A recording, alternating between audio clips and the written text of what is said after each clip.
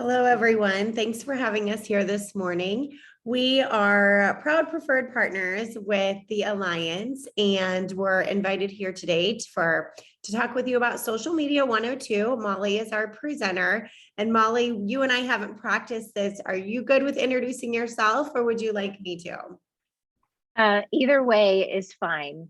I'll just hand the reins over to you since you've got the slide deck, if you're good with that. Okay, perfect. Well, like Chessa said, thank you so much for having us today. You can see me on screen, so you don't necessarily need to see my big face here. I have been with Firespring for almost 21 years, working with nonprofits and small to mid-sized businesses to really help them create relationships through technology, through donor relations, volunteers, members, all that good stuff. And really thinking about the things that you're doing with the lens of a return on investment. So I'm so happy that you're here with us today. And so we're going to dig into our content. And like Liz mentioned, if you have any questions throughout, go ahead and throw those in the questions in the chat. And Chessa is going to be helping me monitor that today and will stop me with anything that comes up. So to dig in, I am broadcasting live this morning from our headquarters in the middle of everywhere, the heart of the Silicon Prairie, Lincoln, Nebraska. And I'm so pleased to be here. At Firespring, what we do is we start with strategy. We provide guidance to nonprofit organizations, businesses, and really with a creative lens. And the output then is solutions in marketing, printing, and technology. And really our mission is to help you achieve yours. We're proud to be Nebraska's first certified B Corporation. I believe in Connecticut, you probably know quite a few. I think it's kind of a hot area in the Northeast for B Corps, but we join the likes of businesses like Tom's Shoes, Warby Parker Eyeglasses, Patagonia, my favorite, Ben & Jerry's ice cream. And these are all businesses who are in the world staking a claim to say, we are going to make a positive impact in the communities where we live, work, and play. And so businesses who become B corporations go through a rigorous set of assessments to prove that we are in business to make that impact, to do more good. And our purpose at Firespring is that we leverage our people, products, and profit to do more good. And the way that we do that is through our Power of Three program. So we donate 1% of our top line revenue back to nonprofit organizations. 2% of our products are given in-kind products and services, and then 3% of our people. And what that equates to in time is about 1 day every single month. So all of our team members at Firespring are not just encouraged, they're required to give 1 day of their time to the organization or the causes that really speak to their hearts. And not only does that help us be better at serving the nonprofit industry, but again, it helps us to have a really positive impact in our community. We're super proud of that. So today, to get us into the mindset of our content and social media, I just want you to think about when you're scrolling through content, you have less than 3 seconds to capture someone's attention. That's incredible, 3 seconds. So if you think about when you're scrolling, so if this is you scrolling through, you really have to think about what can I do to stop that scroll? What can I do to capture someone's attention? And how do I get other people exposed to the great message that I have to share with the world? So when we look at the yearly wrap up here, there's what, and this was in what year here? 2019, 45% of the population was on social media. So it's probably half the population at this point or more of daily active social media users daily. And 68% of adults in the US are on Facebook. And again, that was already 4 years ago, 3 or 4 years ago. So really you have to think about, where is your end user? How are they seeing your messages? How are they going to receive that? And with that 3 seconds that we have, let's make sure that we're putting the right stuff out there so that you're really creating that connection with your audience. So one of the questions that I get a lot, and so we're gonna just breeze through this. Again, just to get us in this mindset, when is the right time to post on social media? And there's a lot of research and different things that have been done, a lot of data that's been scoured. So with Facebook, what they have found is that Wednesdays are really great days and Sundays are really bad days for organizations to post on Facebook. So really, you want to think about Wednesday from that 11 a.m., 1 to 2 p.m. ish time frame to really capture the attention. So that's the mid-morning, almost lunchtime lull, or I'm just getting back from lunch and I just want to check to see what's going on. So if you think about it from that, give that a shot. And really, this is going to be unique to every organization, who your followers are, who your audiences are. But this is a really general statement that Wednesdays around that mid-morning time or late morning is really a good time to post on Facebook. For Twitter, Wednesdays and Fridays are the best time to get traction on this channel. 9 a.m. is about right, even a little bit earlier, skewing to that 7 a.m. A lot of people get their news from Twitter, and who has their phone on their nightstand? I do. What do you do first thing in the morning? You pick up your phone and you check your news app or whatever that might be, Twitter for a lot of people. And so that early morning time frame is really helpful, or you're just getting settled into work and you want to see what's happening in the world. That's a great time for Twitter. Now, LinkedIn has a very different audience. But still, that Wednesday, Thursday is going to be the best to attract those individuals who are on LinkedIn. So you can take a look at that mid-afternoon, earlier morning. People are looking to get inspiration from the different groups that they're part of on LinkedIn, to look through their news feed to see who's posting really important things there. With Instagram, again, Wednesday. So you're like, oh man, Wednesdays are going to be busy, right?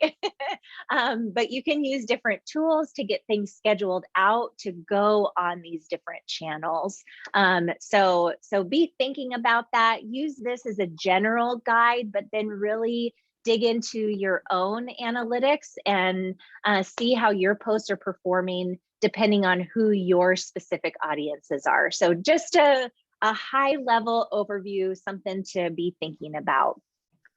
So let's dig into our content for today. What we're going to talk about today, this is a different type of social media session.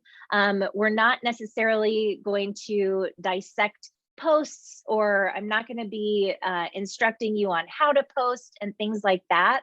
But we're going to talk about how to deepen relationships using social media, how to tell a really great story, and how that can have a big impact on the effectiveness of your posts. We're going to talk about how to activate advocates. So who can yell in the megaphone for you, and how can we activate those individuals to really help us get our message out further.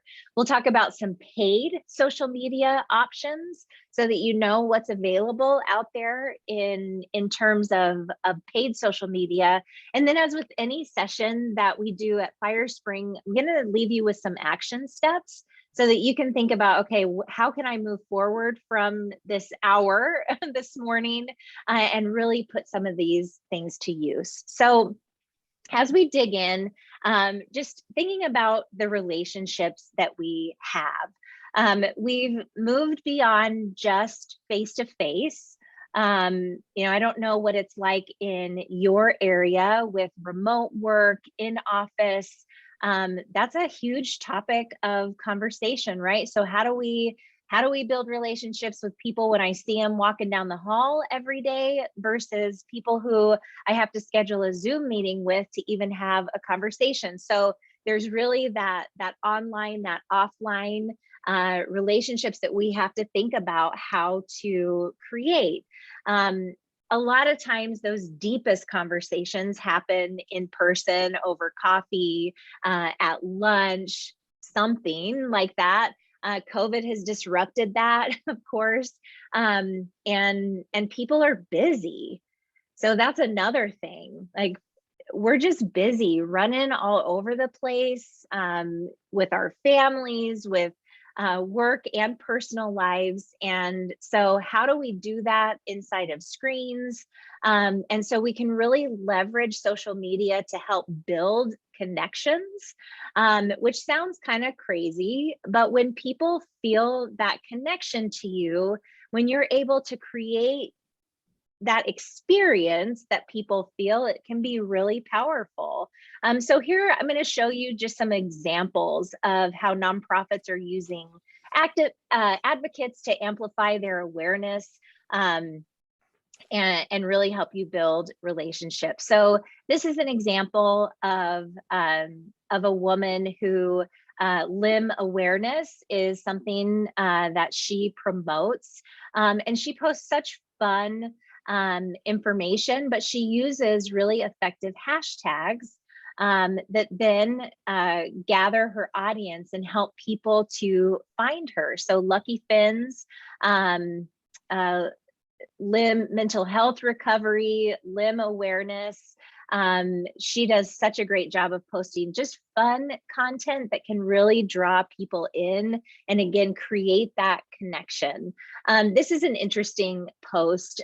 Broadmoor Apartments is a rental company in Omaha, Nebraska, and they were celebrating Puppy Day. Right. And anytime you can post photos of puppies or babies, you're lucky to be able to do that. But this was really interesting. They posted this picture of their office dog, and look, they had 14 likes on their page. But then take a look at this. They were supporting a local nonprofit, and DSA of the Midlands were doing a crazy sock day at offices, and they asked several organizations and other businesses who are sponsors or supporters of their organization to post a picture. And they didn't get a ton, but they got more likes on this post than they did even with a dog. So this is just an example of how you can start to think about leveraging the relationships that you have with for-profit organizations where they may have a little bit larger reach than you do, or they're reaching a different audience, or hey, they're supporting your organization. Maybe they should talk about it and get the word out to the people who they do business with. So some opportunities with that. And then you can start to think about who are people in your community who are influencers or who are rising stars, for example. So this was a Miss Nebraska candidate, And she was doing work with an organization, and she was posting information about Children's Respite Care Center on her page specifically. And look, she had 110 likes. Those are people who are following her, who now are being exposed to different messages from different individuals who, again, can be out there with the megaphone instead of you feeling like you're on an island doing that by yourself. So fostering relationships, helping them with their with their profile, and as their audience grows, that grows for you as well. So let's take a look at these engagements. So 91% of people believe in social media's power to connect communities. People look to social media for positive connection stories. They want to see hope, positivity, things like that in their social feed. Sometimes it goes the other way, but really that connection, that positivity, people want that as well. And 78% of consumers want brands to help people connect through social. If we take a look at this particular post, this is the Midwest Wheaton Rescue. Again, puppy pictures are affected, but it doesn't have to be. One of the things that they do really, really well is tell a story. So how can you use storytelling to pull people in, to stop that scroll, to tug on those heartstrings, to be really engaging? And the thing that they do really well is they put personality behind their animals. So it's not just like, meet Daisy, she's so sweet, and whatever. But they actually, it's me, Daisy, will you help me find somebody to love? And goes on to share Daisy's emotions. I know how to sit for a treat. I never have accidents. Are you that special someone for me? It's so engaging in that way. And so that's one of the things to think about, is how can you tell your story in a way that puts your audience in the driver's seat? How can your audience be that hero instead of you always being that hero? Make them understand the benefits of being part of your organization. So you can tell your story, you can dig a little bit deeper, and then definitely engage in the conversation. So we're going to dig into all three of these things. So the first part is going back to the fundamentals of story writing. In a story, there's a beginning, a middle, and the end. And on social, the stories don't always have to be as long as Daisy's that we just read, but it does have to have the parts of a story. And if you think about it in terms of an arc, at Firespring, we're a story brand certified agency. And so we help organizations go through this process to think about, okay, who's the character in the story? What's the problem that they're experiencing? And then you are the guide in that story. So you're giving them a plan, calling them to action, and then what's the result for that character, either a success or a failure? And so if you think about it in terms of these types of arcs, that can really help you to draw out a different type of story instead of just saying, here are all the things I want you to know about my organization. It's more about, here is the individual or the animal or the cause that's the character, and here's the problems that they're experiencing, and then here's how we help, and here's either the success or the failure in working with that particular guide. How has their life changed? What are the actions and experiences that have affected their situation in this story? So it's really about drawing people in with great imagery, great content, And here's kind of a map that can help you really plot out how to tell that story in this type of framework. What's the desire? What's the goal? What are the challenges and actions that come through it? And 56% of social media users who support nonprofits online said that compelling storytelling is what motivated them to take action in the first place. So again, you have 3 seconds to stop the scroll, right? And so when you stop the scroll, oftentimes that will happen with a really awesome image or even a video. But then what's the supporting content that goes with it? And is that compelling enough to support that image that made somebody want to stop and take notice anyways?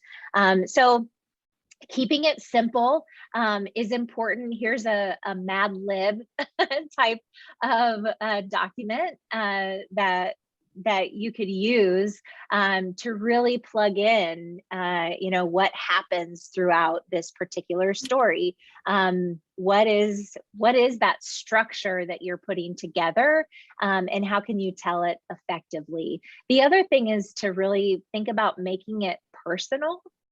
How can you put actual faces to your impact? And Charity Water, they come up on the top of, they have the most beautiful website, they have the best imagery, they're really good on social.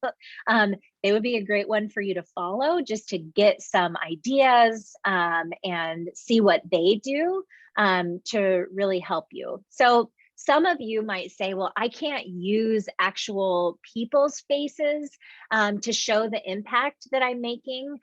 So use images of your team or images of your volunteers or something like that, but make it relatable. How can someone see their own face in your organization?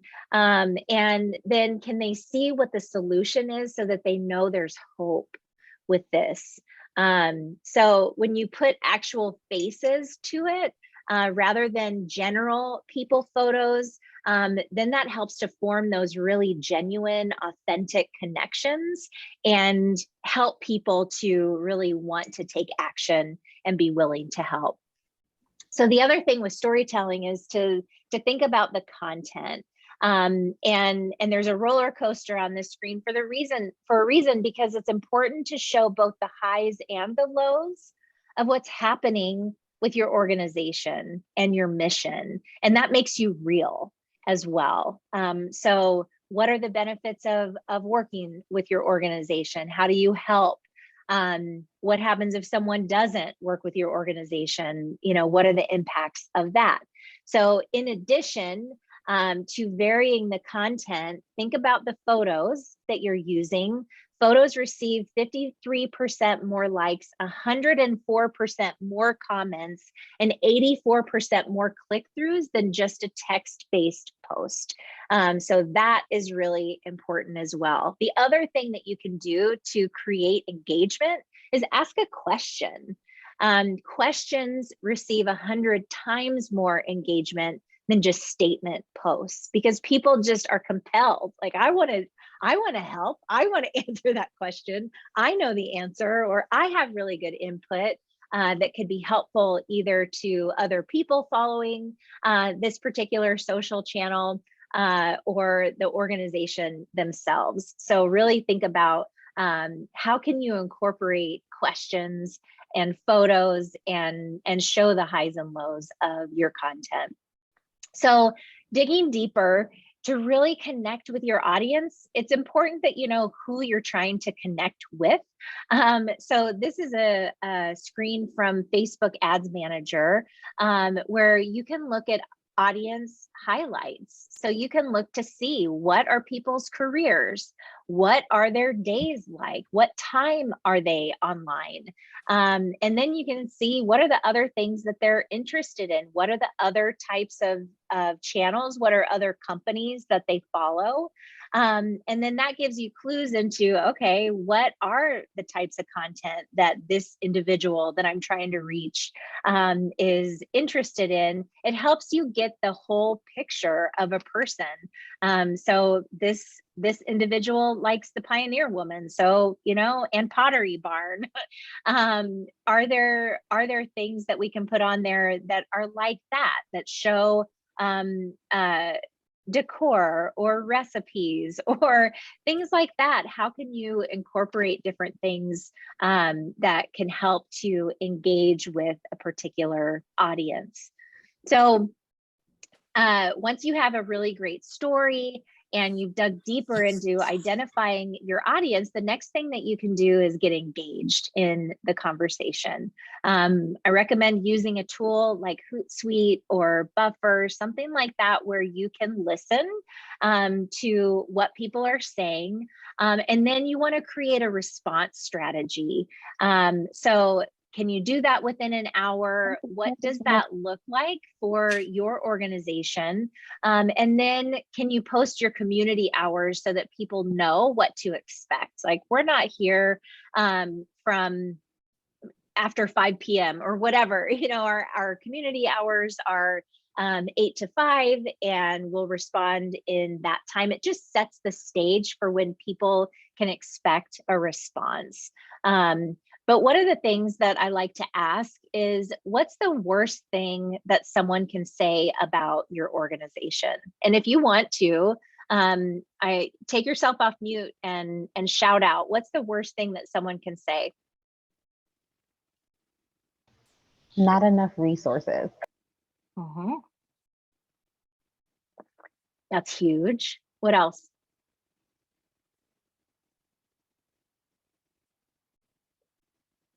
A lot of times when I ask this question, I hear things like, I can't figure out this organization's mission, or I don't trust what they're doing with the funds, or they didn't respond to me, or they were rude, or there's not enough resources. Like you said, thank you for jumping in and sharing. And yeah, all those things are hard to hear.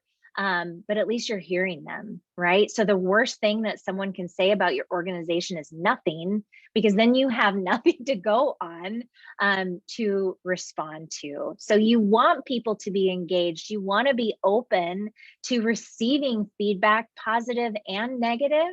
So then you know where to start.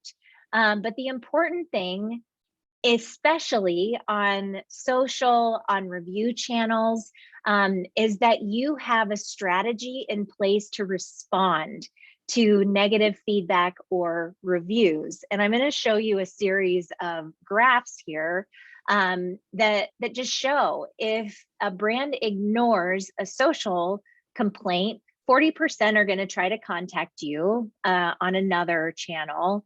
35% are going to boycott your brand. 34% are going to share with their friends online. 31% are going to share, or I'm sorry, offline, and 31 online. So that's not good. Negative word of mouth can have a really profound impact negatively on your organization. So flip to that, reactions to poor brand responses. If you respond poorly, 50% are going to boycott your brand anyways. And then those numbers are staggering of how many are going to share that with their friends. So whether you respond poorly or not at all, there's some negative ramifications that can happen. So what happens if we do it right? What can win back consumers if they see a negative post or review? 44% say they will be won back if they see a great response from the organization. 42% say if it's outweighed with positive reviews, I'm okay with that. And then of course, there are going to be some who are like, I make my own decisions. I don't care what other people say, right? But a great response can win back 44%. So this is an important strategy to think about. And here's a couple of examples. One is from a famous restaurant in San Francisco. If you ever go to the West Coast, we're serviced by a curly white waiter. Food was okay, nothing out of this world. So their response, thank you for sharing your feedback. They included the person's name. We regret that this was less than ideal. We're disappointed that it wasn't up to par. Exceptional service is something we take seriously. This is being addressed so that we can improve. We hope you'll give us another chance. So for a B2C situation, that's a pretty darn good response, right? They took the time, they were timely with the response that they provided to this individual, and it looks like they took it seriously, right? So I would say, good job, Stinking Rose. I'll try your garlic on my bread next time I come in, right? Then just in transparency and vulnerability, here's a negative one that we got at Firespring. While we like their website, I've been disappointed with their customer service. No one answers their number. They mark issues resolved and they're not. I reached out to leadership and they never returned my call. So this is a terrible experience that this individual had. And we responded, thank you for your feedback. Again, we used that person's first name. We're so sorry that it didn't meet your expectations and left you frustrated. We'd like to make that right for you. So the thing with this, I think there are some things that we could have improved in our response to this individual. Sometimes we know the person and we can make that phone call right away and talk through it. Sometimes we don't know the person because their social profile doesn't necessarily match with the profile that we have on file. So that's something that can happen. So sometimes it's like, I'm going to send you a private message to get your information, because you don't want to be sharing phone numbers and things like that in a social comment. But so these are just examples, and this stuff happens, and we all make mistakes in our organization, how we're serving our supporters, things like that. So the important thing to do is to create a response plan. And the first thing that we would recommend that you do is assess and evaluate the review internally and respond quickly. Speed is of the utmost importance if something like this happens to your organization. So I'm going to pull up our list of how we work through issues and negative reviews when it happens to us. The first thing is publicly respond with empathy and offer solutions, whether that's, we'd love to hop on a call with you, or a team member is going to give you a call. We're so sorry that this happened. Respond and feel the impact of whatever it is that happened to that individual. Address the person with their first name. And this is true for anything that you're doing. People like to see their name. They like to hear their name being said. And so the more often that you do that, the better. It's showing that you're making them human. Tell them how much you appreciate feedback. Because again, the worst thing that someone can say is nothing. And instead they're going out and telling all their friends this negative stuff, but they took the time to tell you. That gives you an opportunity. Be authentic, use a sympathetic or even empathetic tone, and take responsibility. Recognize that their experience is what it was. Perception is reality, right? And sometimes the intentions that we have a different impact when it comes out for someone.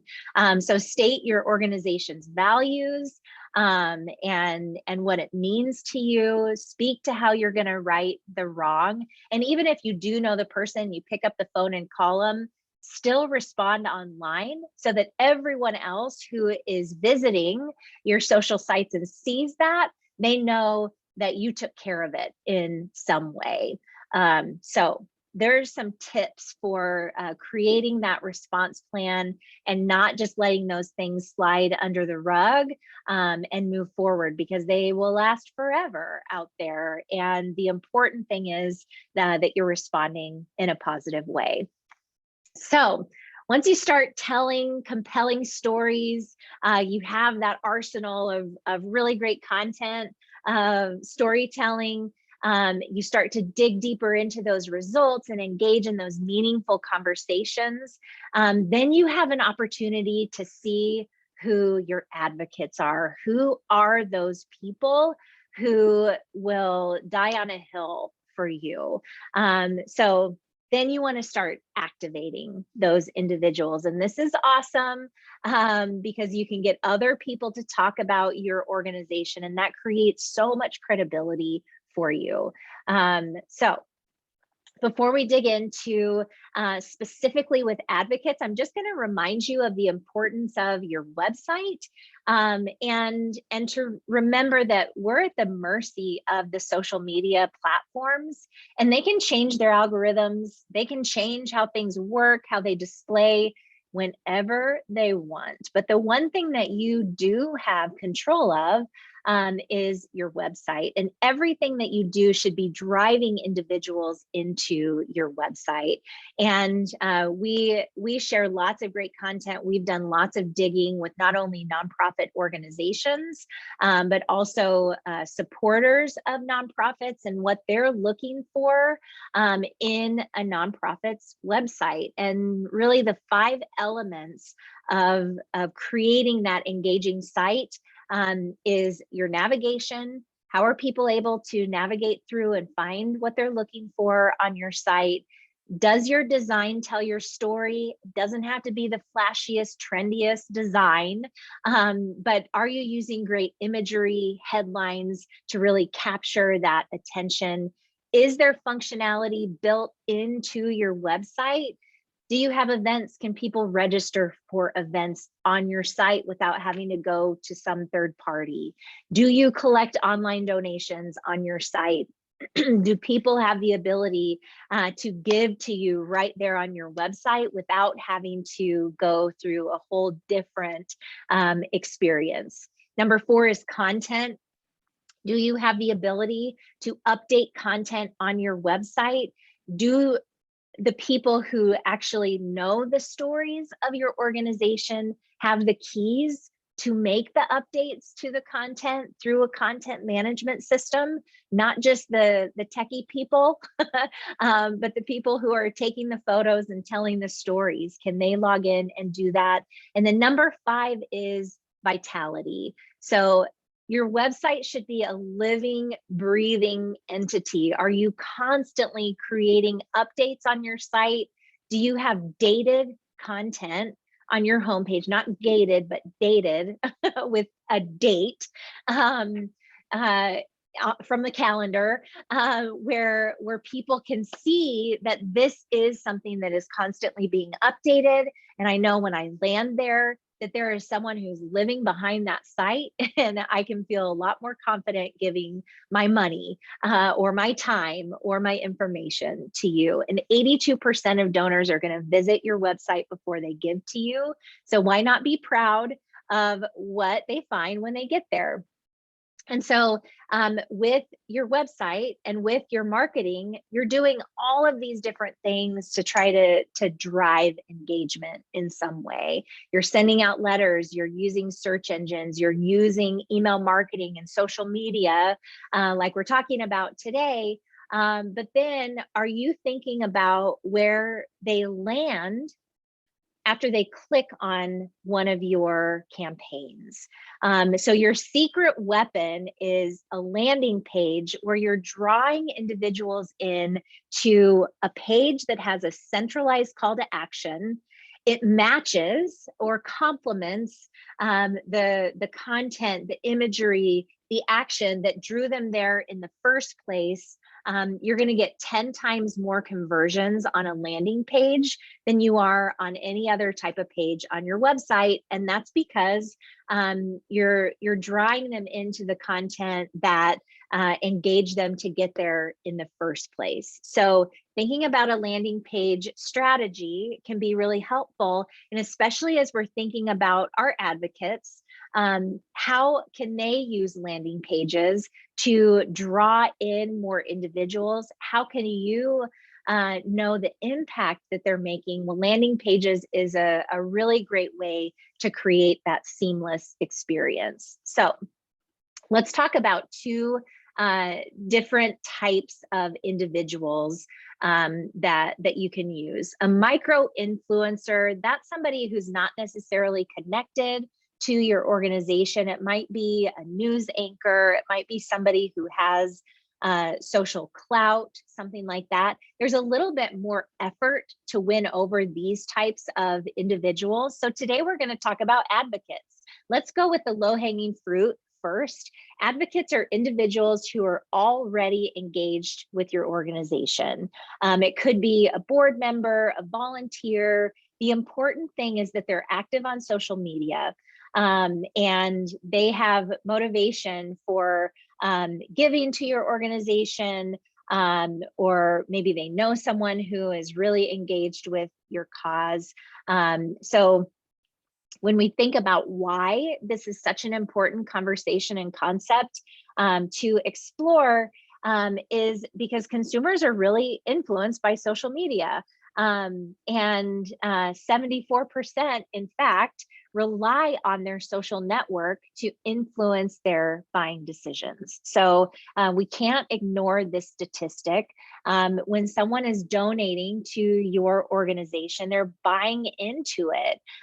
It's becoming part of their identity, perhaps.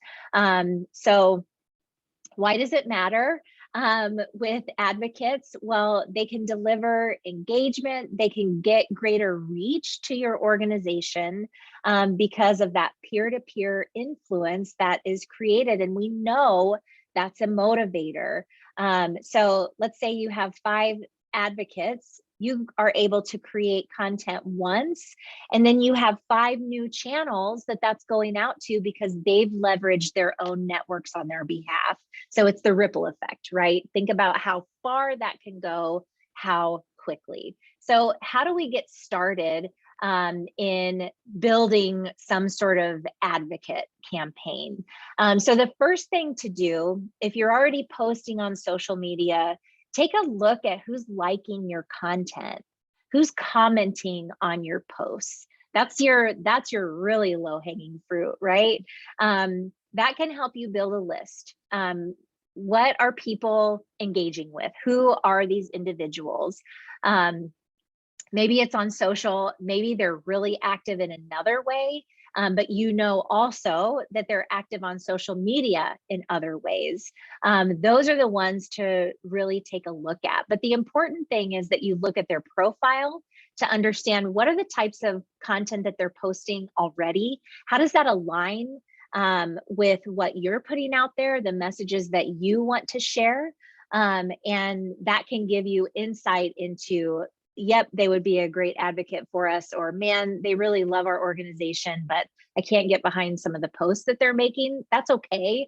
But you have to know that ahead of time. So then once you do those 2 things, then you can start to build a campaign that makes it really easy for people to share or post on your behalf. So you're finding your influencers by seeing who's engaging, and then take it a step further. Have they posted anything themselves? Have they shared? Have they retweeted? Are they creating any of their own things? These are great targets to think about when you're building that list. So once you've done that, then you can send an email potentially to potential advocates, soliciting their interest. You can do a one-to-one reach out for those who are really active. Give them a call, send them a email directly, send them a letter, whatever it is, whoever they are, maybe send them a messenger message, right? And you could also solicit interest on social media. There might be individuals who raise their hand And those would be great conversations to start with. But the thing to do is make sure that you're creating some rules of engagement. What does it look like to create this type of program? Can you find a sponsor who can help to give incentives? You know, maybe it's a local coffee shop or something who's willing to give you $10 or $20 gift cards that you can share with these individuals who are helping you, to just say thank you to them. But then create some sort of rhythm for these individuals, so it's really easy for them. Because if it's not, then it may sound really difficult. But if you're like, here's the expectation, here's the rhythm, you know, maybe even create a game out of it if you can, and then provide them with trackable URLs. So you can even make a competition between advocates. Like, okay, you're competing to get the most engagement between advocates. So here's your URL that has your name in it or whatever, that's going to come back to our landing page, and we'll be able to know, you know, if you're driving that engagement. So in building this campaign, again, like I just said, define the goals. What are your objectives? Are you trying to drive people to an event? Are you trying to garner more social media followers? Are you trying to get more donations? You know, what is the goal of it? And make sure that that is well defined, and fairly narrow, so that you can track it in a great way. Create a shared folder that houses the content for your advocates. So are you developing guides to say, okay, here are the types of things that we want you to create. Here's a cadence that will work really well with a calendar. And then be sure to not make it so difficult, so they're like, oh, this is insurmountable, there's no way I can do it.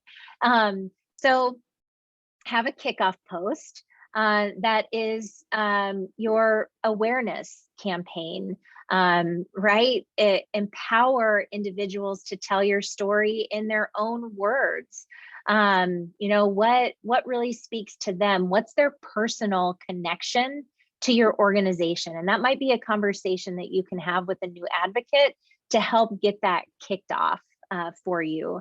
Then they can share a story about the benefits of your organization. What's the personal engagement that is involved in that? Can they create a social meetup to encourage others to learn about your organization? Can they create their own challenge, their friends, to try and spread the word? And then what kind of resharing can be done to give an update on the success that has happened?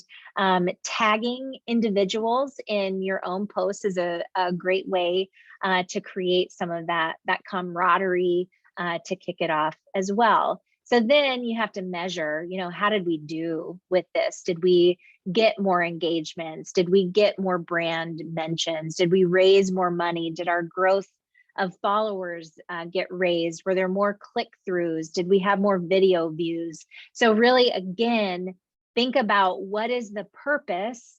You want to get the word out about your organization, and is that enough, creating awareness or creating followers?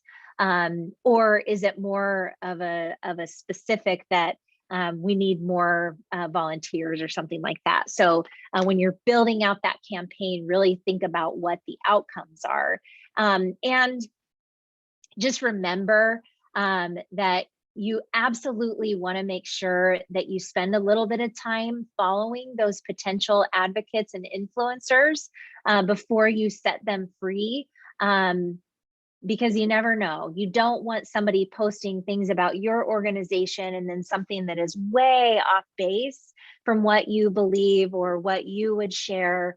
And so looking through their images, their videos, their posts can help you with that, but then also have an exit strategy. So make sure your campaigns have a duration. Like, hey, would you be an advocate for the next 3 months? And here's what that expectation looks like. Here's what the post calendar looks like. So then 3 months can go by pretty quickly. And so you don't have to fire someone if something happens, but be prepared to have that conversation as well. If something doesn't go quite right, or you decide that it's not quite the right fit. So we are coming up here on time. I want to give you just a brief overview of social media advertising and what paid social can look like.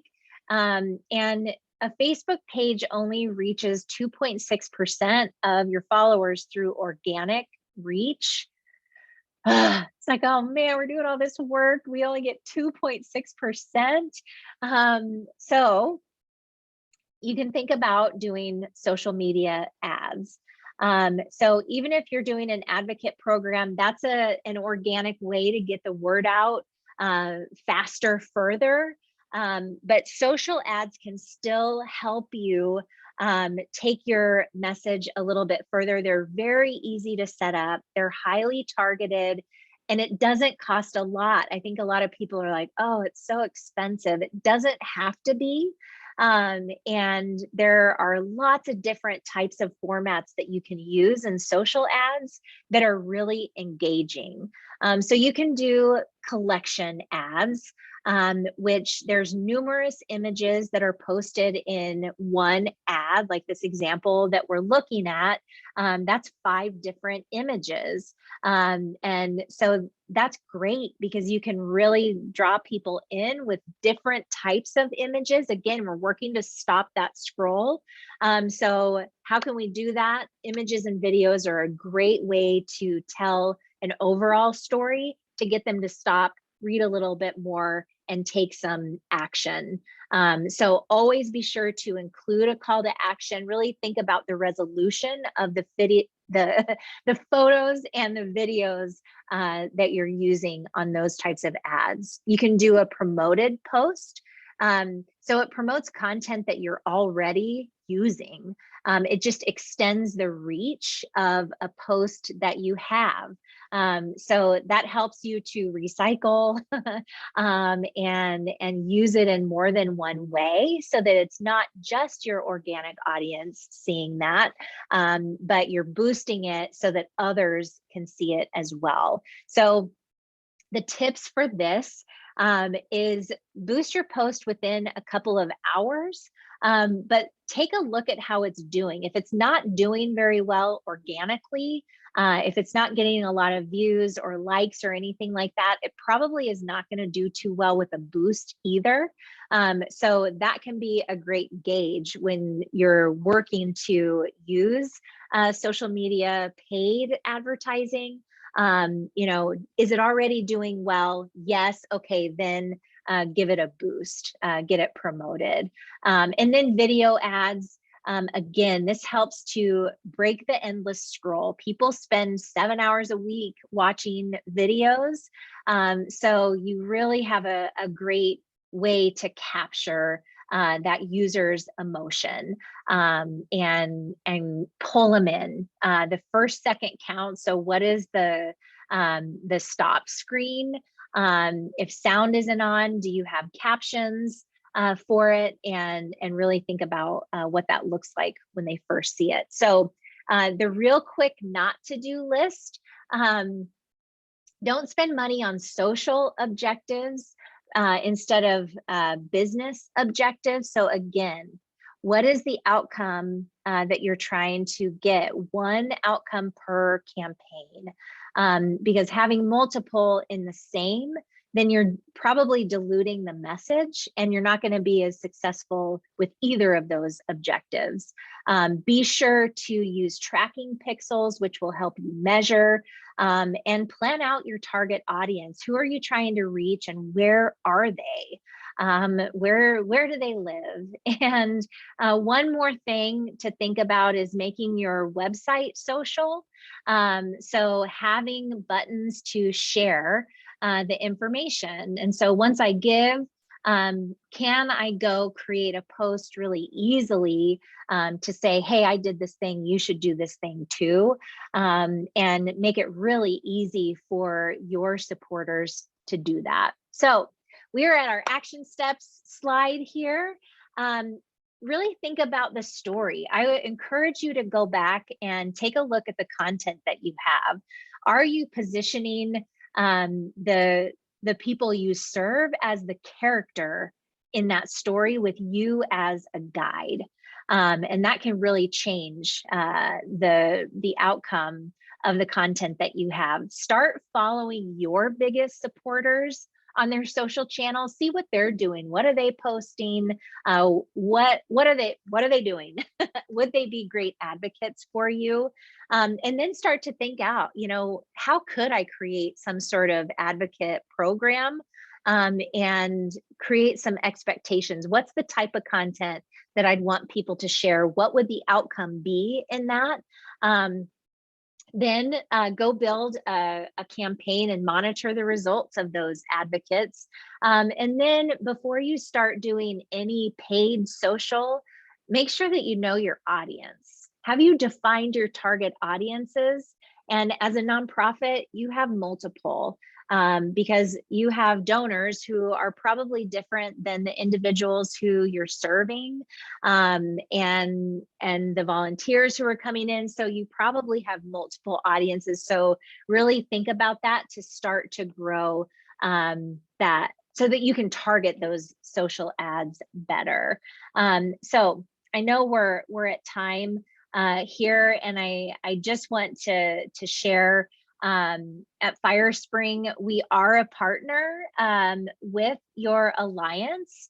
There are lots of services that we can offer to organizations, again, based on a lot of that research that we've done with organizations. We have a whole mission management system for a website that employs all of those best practices. We can help with the social, we can help with the storytelling aspects. And as a benefit of the membership that the Alliance has with Firespring, you get an additional 20% off of the services that we offer. So if there's anything that we can do to help you with any of those things, please let us know. And then I want to invite you to continue learning with us. We have a whole series of free webinars. So go check out our content library at firespring.com/webinars. And we would be happy to see you again. So thank you so much. Thank you to Liz and to the Alliance for having us here today. I know we ran out of time for questions. I don't know if any came through. If so, I'd be happy to follow up with those after the session today. And with that, Liz. Yeah, thank you, Molly and Chessa, for presenting today. A lot of great information. So everybody knows, we'll be sending out the recording this afternoon along with the slides, hopefully. And I'll give you the contact information for Molly and Chessa if you have any questions. Thanks for joining, everybody.